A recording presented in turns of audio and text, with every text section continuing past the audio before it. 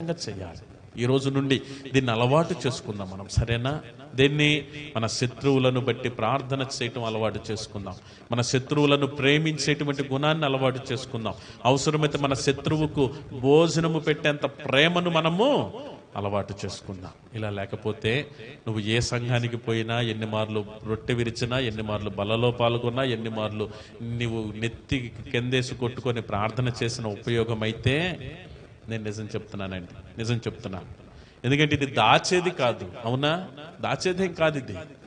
ప్రతి ఒక్కరూ కూడా తను తాను ఖచ్చితంగా తగ్గించుకోవాలి. దేవుడు అనుకున్నటువంటి కోణములో ఖచ్చితంగా ఉండాలి. అందుకే చెప్తున్నాడు, చూద్దాం. అదే మత్తయి సువార్త 19వ అధ్యాయం చూడండి మరొక మార్పు. 19వ అధ్యాయము వచనం కూడా 19 చూద్దాం. నిన్ను వలె నీ పొరుగు వానిని ప్రేమించవలెనను అనునవియే అని చెప్పాడంటండి. చూద్దాం.